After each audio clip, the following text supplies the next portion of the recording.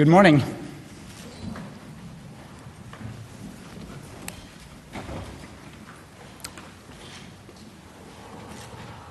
The Nobel Peace Prize for 2025 goes to a brave and committed champion of peace, to a woman who keeps the flame of democracy burning amidst a growing darkness.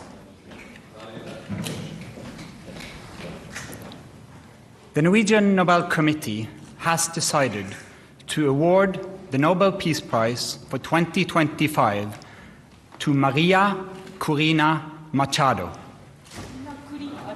She is receiving the Nobel Peace Prize for her tireless work promoting democratic rights for the people of Venezuela and for her struggle to achieve a just and peaceful transition from dictatorship to democracy.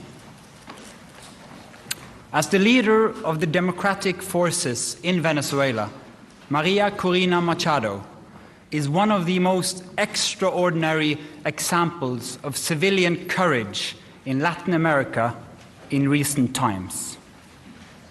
Ms. Machado has been a key unifying figure in a political opposition that was once deeply divided, an opposition that found common ground in the demand for free election and representative government.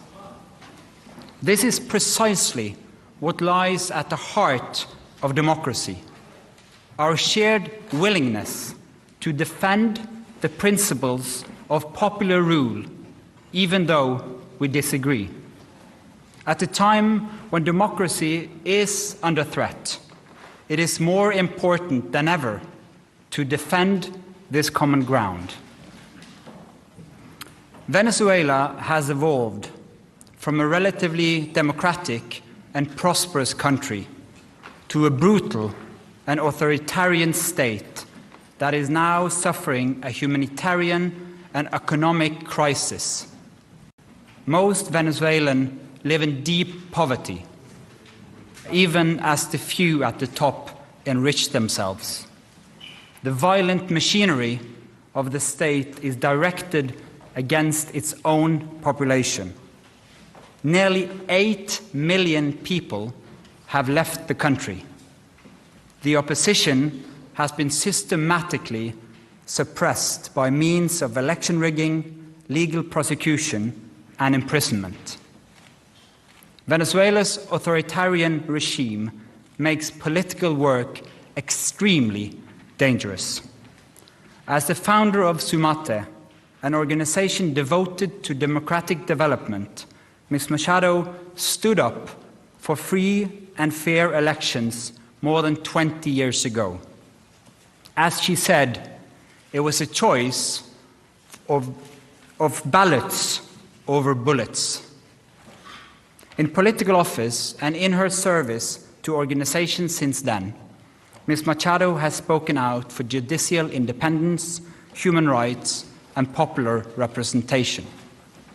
She has spent years working for the freedom of the Venezuelan people.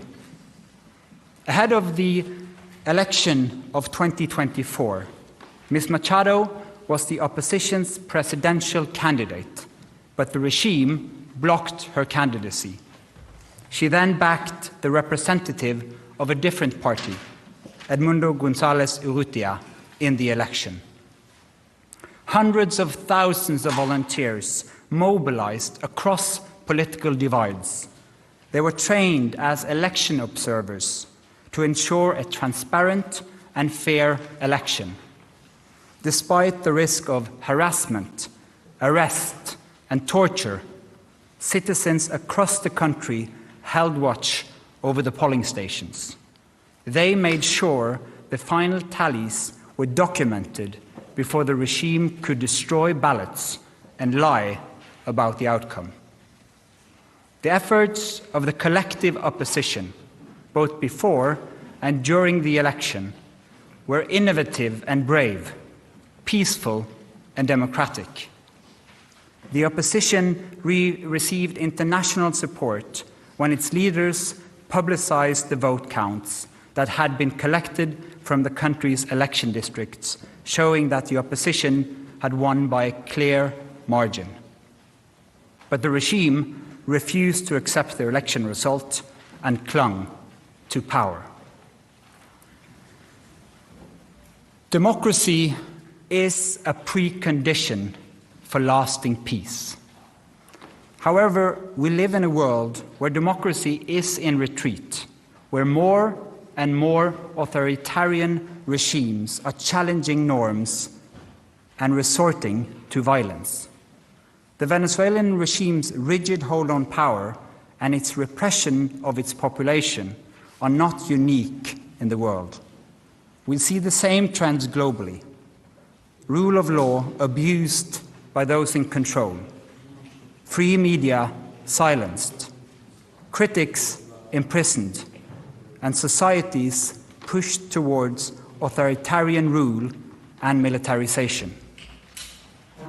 In 2024, more elections were held than ever before, but fewer and fewer are free and fair. In its long history, the Norwegian Nobel Committee has honored brave women and men who have stood up to repression, who have carried the hope of freedom in prison cells, on the streets, and in public squares, and who have shown by their actions that peaceful resistance can change the world. In the past year, Ms. Machado has been forced to live in hiding. Despite serious threats against her life, she has remained in the country, a choice that has inspired millions. When authoritarians seize power, it is crucial to recognize courageous defenders of freedom who rise and resist. Democracy depends on people who refuse to stay silent, who dare to step forward despite grave risk, and who remind us that freedom must never be taken for granted, but must always be defended, with words, with courage, and with determination. Maria Corina Machado meets all the three criteria stated in Alfred Nobel's will for the selection of a Peace Prize. She has brought her country's opposition together. She has never wavered in resisting the militarization of Venezuelan society. She has been steadfast in her support for a peaceful transition to democracy. Maria Corina Machado has shown that the tools of democracy are also the tools of peace. She embodies the hope of a different future, one where the fundamental rights of citizens are protected and their voices are heard. In this future, people will finally be free to live in peace. Thank you. Questions? Mr. Chair, the attention this year has been a bit further north. How are you, as a committee, going to make sure that the topic of this year's Peace Prize, democratic development in Venezuela, is highlighted in the days and weeks to come?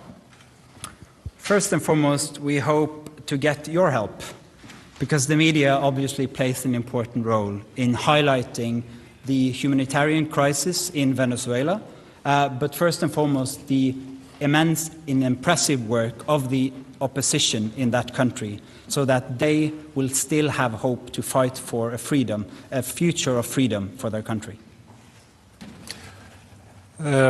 Congratulations to Maria Corina Machado and the committee on the decision. But during the past months, U.S. President Donald Trump has repeatedly said he deserves the Nobel Peace Prize and he'd like to have it. He even said that it would be an insult to the United States if he doesn't get it. What does as a chairman of the Nobel Peace Prize Committee think of this, and how has this campaign-like activity by the president and his supporters, domestically and internationally, affected the deliberations and the thinking in the committee? In the long history of the Nobel Peace Prize, I think this committee have seen any type of campaign, media attention. We receive thousands and thousands of letters every year of people wanting to say what for them leads to peace. This committee sits in a room filled with the portraits of all laureates, and that room is filled with both courage and integrity. So we base only our decision on the work and the will of Alfred Nobel. Hello, Bibiana Piena from the Norwegian News Agency. As you state in your explanation, more and more countries are moving in a more autocratic direction. Would you say that the committee, by this prize, is sending a warning to the world? Living in a world where we have less and less democracies and more authoritarian regime means that the world is also getting more unsafe. And we believe that peace, democracy is a precondition for peace. And so, yes, that is the message to the world. We need to support the democratic forces also on behalf of peace. Thank you. Mieszko Czarnecki, the Polish press agency, PAP. This is the next Nobel Peace Prize in recent years when woman has been awarded. Do you feel that women all over the world and in certain countries play a significant or a certain role protecting democracy, taking into consideration the Iranian activist from 2023 and Venezuelan democracy protector that has been just announced as a laureate? Thank you. Thank you. As quoted in the announcement texts, in the long history of the prize, brave women and men from around the world have stood up against repression again and again. That is a key element of the Peace Prize, and we've seen it once again, that Maria Machado has been a unifying leader of the opposition in Venezuela, and what they did in the election of 2024 was incredible, and it gives hope to an entire country. Mr. Chairman, Christopher Ronenberg from Aftenposten. We've seen in previous years that awarding the Peace Prize to dissidents can put their lives at more risk than it already is. You mentioned yourself that she has been in hiding for quite some time. What considerations have you made when it comes to her safety and security now that she has become more exposed because of this Peace Prize? You're now touching upon some of the absolutely most difficult dilemmas in the work of the committee. This is the discussion we have every year for all candidates, particularly when the person who receives the prize is in fact in hiding because of serious threats to her life. She is very active in Venezuela, has been and will be. And so we are also taking the consideration that this prize will support her cause and not limit it. Thank you. Do you expect to see her in December in Oslo? Again, a question of security. It's too early to say. We always hope to have the laureate with us in Oslo, but this is a serious security situation which needs to be handled first. Thank you. Then I'll say thank you so much for your questions. Thank you for coming, and we'll have individual interviews.